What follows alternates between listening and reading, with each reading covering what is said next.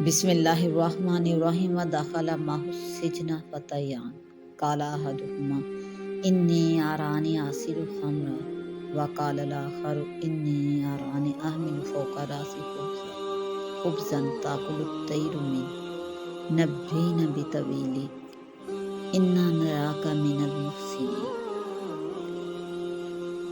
اور داخل ہوئے قید خانے میں ان کے ساتھ دو نوجوان۔ کہنے لگا ان میں سے ایک کہ میں دیکھتا ہوں کہ میں نچوڑتا ہوں شراب، اور دوسرے نے کہا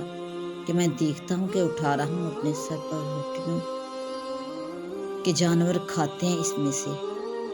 ہمیں بتلائیے اس کی تعبیر، ہم دیکھتے ہیں کہ آپ نیکوکار ہیں۔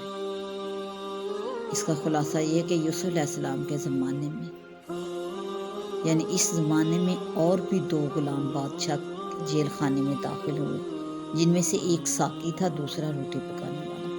باورچی۔ اور ان کی قید کا سبب یہ تھا کہ انہوں نے کھانے میں اور شراب میں زہر ملا کر بادشاہ کو دیا۔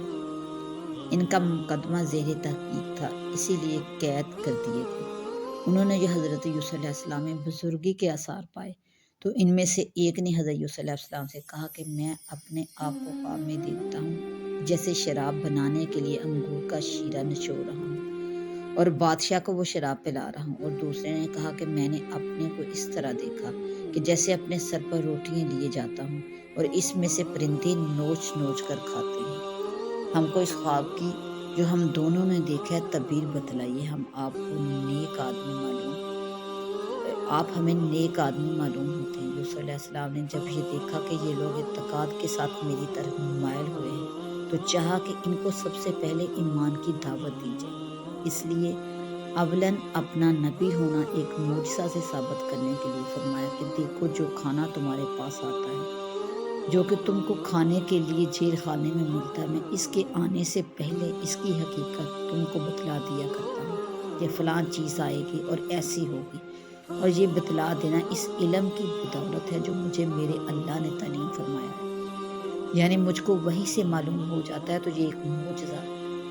جو دلیل نبوت ہے۔ اور اس وقت یہ معجزہ خاص طور پر اس لیے مناسب تھا کہ جس واقعے میں قیدیوں نے تعبیر کے لیے ان کی طرح رجوع کیا، وہ واقعہ بھی کھانے ہی سے متعلق تھا۔ اثبات نبوت کے بعد آگے اثبات توحید کا مضمون بیان فرمایا کہ میں نے تو ان لوگوں کا مذہب پہلے ہی چھوڑ رکھا ہے جو اللہ پر ایمان نہیں لائے، اور وہ لوگ آخرت کے بھی منکر ہیں، اور میں نے اپنے ان بزرگوار باپ داداؤں کا مذہب اختیار کر رکھا ہے، ابراہیم علیہ السلام کا اور اسحاق کا اور یعقوب علیہ السلام۔ اور اس مذہب کا سب سے بڑا رکن یہ ہے، اور یہی وہ خاص ہے کہ اللہ کے ساتھ کسی شے کو شریک عبادت ہم قرار نہ دیں۔ یہ عقیدہ توحید ہم پر اور دوسرے لوگوں پر اللہ تعالیٰ کا ایک فضل ہے کہ اس کی بدولت دنیا اور آخرت کی فلاح ہے، لیکن اکثر لوگ اس نعمت کا شکر ادا نہیں کرتے، یعنی توحید کو اختیار نہیں کرتے۔ اے قید خانے کے ساتھیوں، ذرا سوچ کر بتلاؤ کہ عبادت کے واسطے متفرق معبود اچھے ہیں یا ایک معبود برحق جو سب سے زبردست ہے؟ وہ اچھا، تم لوگ تو خدا کو چھوڑ کر صرف چند بے حقیقت ناموں کی عبادت کرتے ہو جن کو تم نے اور تمہارے باپ داداؤں نے آپ ہی ٹھہرا لیا ہے۔ اللہ تعالیٰ نے تو ان کے معبود ہونے کی کوئی دلیل عقلی یا نقلی بھیجی نہیں، اور اللہ تعالیٰ کا حکم ہے، اور حکم یہ ہے کہ اس کے سوا کسی کی عبادت مت کرو، یعنی توحید اور عبادت صرف اللہ تعالیٰ کے لیے مخصوص کرنا سیدھا طریقہ ہے۔ لیکن اکثر لوگ نہیں جانتے۔ ایمان کی دعوت و تبلیغ کے بعد اب ان کے خواہ کی تعبیر بتاتے ہیں کہ اے قید خانے کے ساتھی اور رفیقو، تم میں ایک تو جرم سے بری ہوگا، اپنے آقا کو بدستور اسی طرح شراب پلایا کرے گا، اور دوسرا مجرم قرار پا کر سولی دیا جائے گا، اور اس کے سر کو پرندے نوچ نوچ کر کھائیں گے، اور جس بارے میں تم پوچھتے تھے وہ اسی طرح لکھا جا چکا ہے۔ چنانچہ مقدمے کی جب بات واضح ہوئی سب کے سامنے، تو اسی طرح ہوا کہ ایک بری ثابت ہوا اور دوسرا مجرم، دونوں جیل خانے سے بلائے گئے، ایک رہائی کے لیے، دوسرا سزا کے لیے۔ اور جب وہ لوگ جیل خانے سے جانے لگے تو جس شخص پر رہائی کا گمان تھا، اس سے یوسف علیہ السلام نے فرمایا کہ اپنے آقا کے سامنے میرا بھی ذکر کرنا۔ کہ ایک شخص بے قصور قید میں ہے، اس نے وعدہ کر لیا، پھر اس کو اپنے آقا سے یوسف علیہ السلام کا ذکر کرنا شیطان نے بلا دیا، تو اسی وجہ سے قید خانے میں اور بھی چند سال ان کو رہنا پڑا۔ ان آیات میں حضرت یوسف علیہ السلام کے قصے کا ایک واقعہ ذکر ہے۔ یہ بات آپ معلوم کر چکے ہیں کہ قرآن حکیم نے کوئی تاریخی کتاب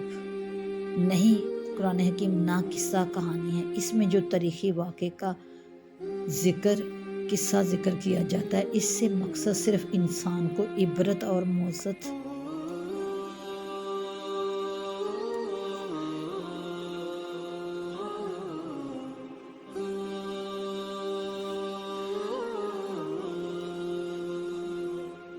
اور زندگی کے مختلف پہلوؤں کے متعلق اہم ہدایت ہوتی ہے۔ پورے قرآن اور بے شمار انبیاء کے واقعات میں صرف ایک ہی قصہ یوسف علیہ السلام ایسا ہے جس کو قرآن نے مسلسل بیان کیا، ورنہ ہر مقام کے مناسب تاریخی واقعے کا کوئی ضروری جز ذکر کرنے پر اتفاق کیا گیا۔ قصہ یوسف کو اول سے آخر تک دیکھیے تو اس میں سینکڑوں عبرت اور موعظت کے مواقع اور انسانی زندگی کے مختلف ادوار کے لیے اہم ہدایتیں ہیں۔ یہ قصہ بھی بہت سی ہدایت اپنے دامن میں لیے ہوئے ہے۔ واقعہ یہ ہوا کہ یوسف کی برات اور پاکی بالکل واضح ہو جانے کے باوجود عزیز مصر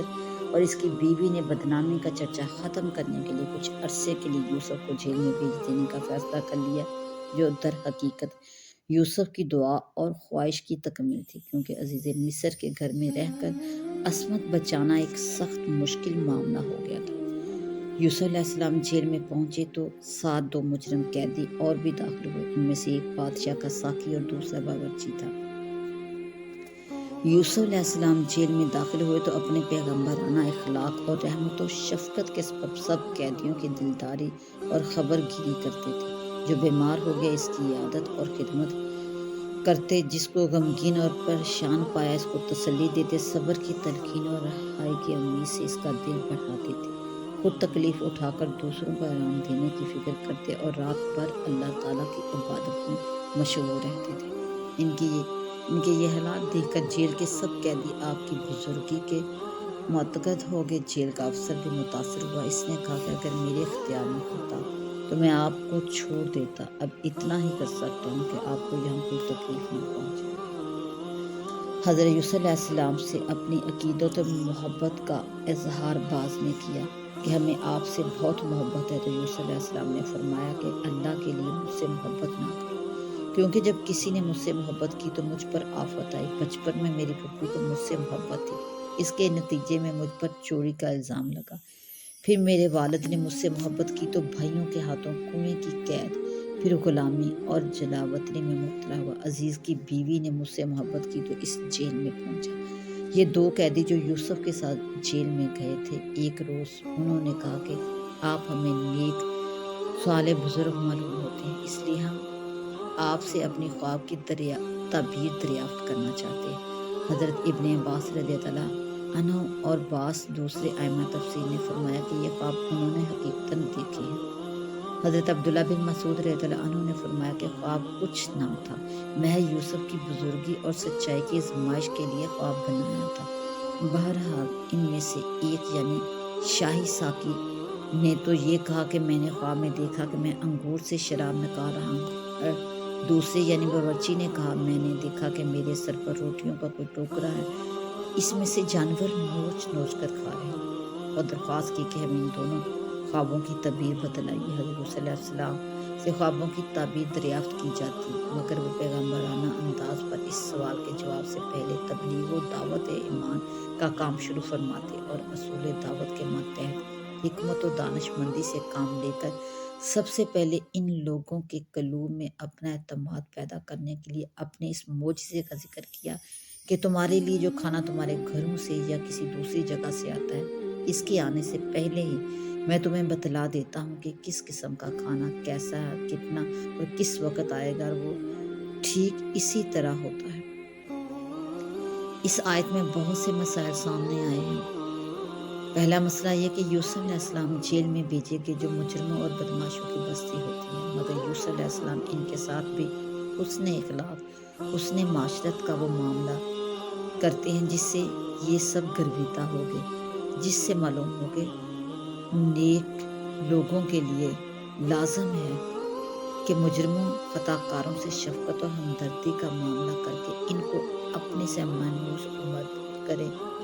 کسی قدم پر منافرت کا اظہار نہ ہونے دے۔ دوسرا مسئلہ آیت کے جملے اِنَّا نَرَاكَ مِنَ الْمُحْسِنِينَ سے یہ بات معلوم ہوئی کہ تعبیر خواب ایسے ہی لوگوں سے دریافت کرنا چاہیے جن کے نیک اور صالح اور ہمدرد ہونے پر اعتماد ہو۔ تیسرا مسئلہ معلوم ہوا کہ حق کی دعوت دینے والوں اور اصلاح خلق کی خدمت کرنا چاہیے جن کے نیک اور صالح ہمدرد ہونے پر اعتماد ہو۔ تیسرا مسئلہ یہ معلوم ہوا کہ حق کی دعوت دینے والوں اور اصلاح خلق کی خدمت کرنے والوں کا طرز عمل یہ ہونا چاہیے کہ پہلے حسن اخلاق اور علمی اور عملی کمالات کے ذریعے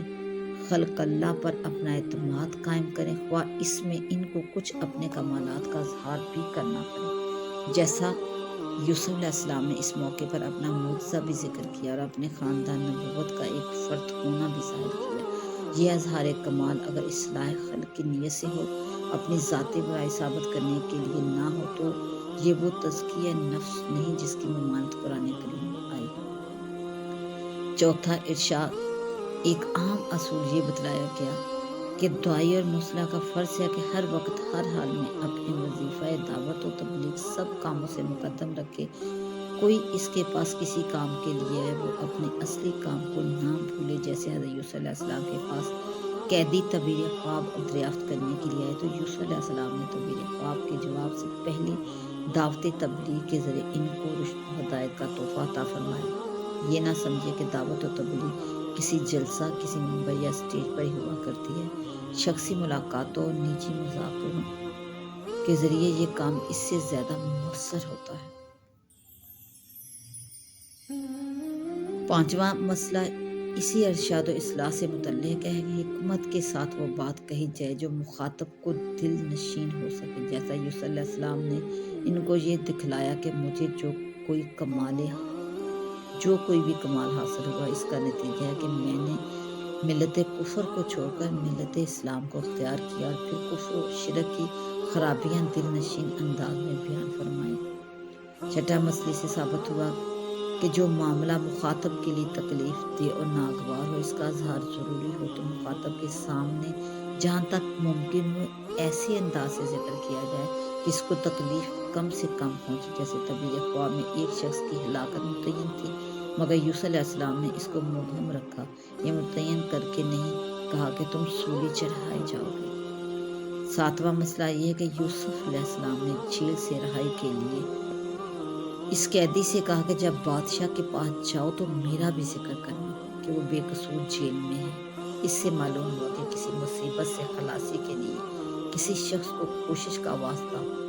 بنانا توکل کے خلاف نہیں۔ آٹھواں مسئلہ کہ اللہ جل شانہ کو اپنے برگزیدہ پیغمبروں کے لیے ہر جائز کوشش بھی پسند نہیں کہ کسی انسان کو اپنی خلاصی کا ذریعہ بنائے۔ ان کے اور حق و تعالیٰ کے درمیان کوئی واسطہ نہ ہونا ہی انبیاء کا اصلی مقام ہے۔ شاید اسی لیے یہ قیدی یوسف علیہ السلام کے اس کہنے کو بھول گیا اور ان کو مزید کئی سال جیل میں رہنا پڑا۔ ایک حدیث میں بھی رسول کریم صلی اللہ علیہ وسلم نے اس طرف اشارہ فرمایا ہے۔